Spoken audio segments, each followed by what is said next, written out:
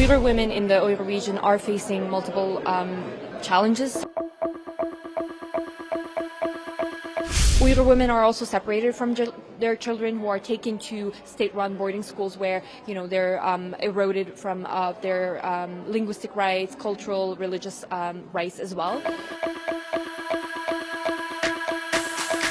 Most importantly, they're forcibly sterilized. I think this is a really grave concern that we have, is the forced sterilization that started in the recent years. I think right now the Chinese government has shown an unwillingness to listen to the international communities. The separation of over 1 million Tibetan children from their mothers and families, this is not right. There are actually many issues that women inside Tibet are facing. Women in society are extremely vulnerable to many different types of abuses, many different types of challenges.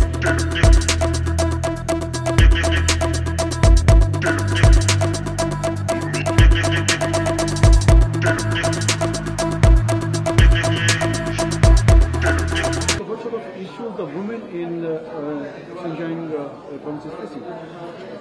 According to reports and also our own reporting, which was also highlighted during the CEDAW review, was that the Uyghur women in the Uyghur region are facing multiple challenges, such as extrajudicial detention in concentration camps. So we estimate around 3 million of Uyghur and Turkic people, and of course among these numbers, in these numbers, there are also women who are in detention. Beyond this, there is also coerced marriages of Uyghur women, between Uyghur women and Han men, who are also receiving incentives and subsidies from the government to encourage these inter-ethnic marriages.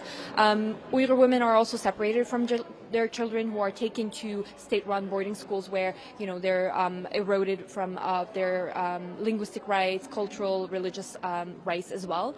And then Uyghur women are also subjected to forced labor, where they work in small factories to produce, garment or other products and produce. Uyghur women are also discriminated in daily life, and most importantly, they're forcibly sterilized. I think this is a really grave concern that we have, is the forced sterilization that started in the recent years with this ongoing campaign that the Chinese government has been carrying, and also the violence, physical and mental violence, that they are facing inside these camps, according to witness testimonies. Do you believe that the China will implement the UN recommendations? I have very strong doubts that the Chinese government will be implementing these recommendations, because these recommendations are not new. These recommendations were highlighted, raised by number of states, number of treaty bodies, number of UN experts since 2018, and none of them have actually been implemented in the region. The situation hasn't changed since 7 years, since this genocide has kicked off. So I strongly doubt, despite how China is trying to portray that it is trying to cooperate, it is willing to cooperate with the UN system, in reality.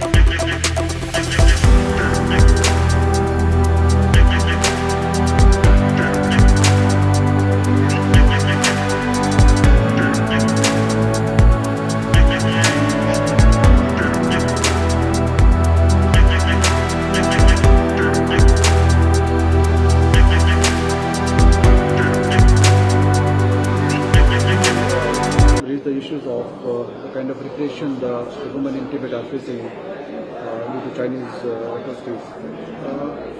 Do you believe that China is ready to follow the recommendations by the UN committee?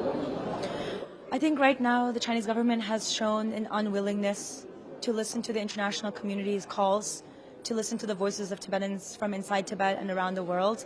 And that actually highlights the reason why it's more crucial now than ever for international communities and governments to come out and say, this is wrong. The separation of over 1 million Tibetan children from their mothers and families, this is not right. There's no way in which any society or any media spokesperson from the Chinese government can ever spin it in a way that this could be something that would benefit the Tibetan people. So I think in terms of governments, there is a need for accountability, but it doesn't end there. It also goes to the people.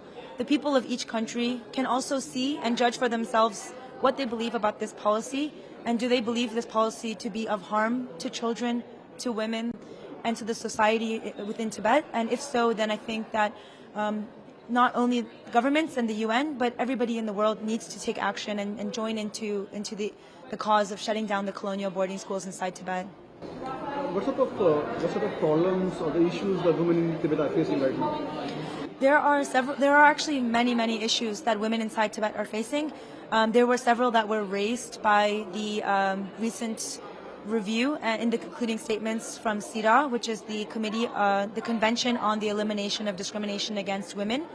And so this committee that is focused on on upholding the rights of this convention had a treaty body review, and some of the really valuable ones that they raised were in regards to the separation of girls and women, like small girls and children, from their families and parents, as well as the confiscation of passports or the denial of passports on the basis of one's identity as a so-called ethnic minority.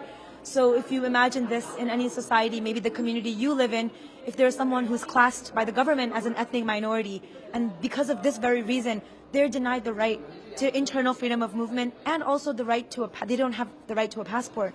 And in terms of many of us from different societies, we see the undue grievances this will cause in the life of a woman. And women in society are extremely vulnerable to many different types of abuses, many different types of challenges. And not having the basic right to apply for a passport and know that you can get one from the country that claims to represent you internationally, that is a huge challenge. And the third one that was raised, that we talked about today, was the labor transfer programs and the vocational training programs. So many of these are forcible programs or coerced programs, which means that women who have, for generations and generations, over 10,000 years, their families have lived as nomadic or semi-nomadic peoples. So the practices of their culture and their identity have sustained the Tibetan plateau and the glaciers there, which actually provide water security for one-fifth of the world's population. So these are people that are living in India and Bangladesh and all around different regions.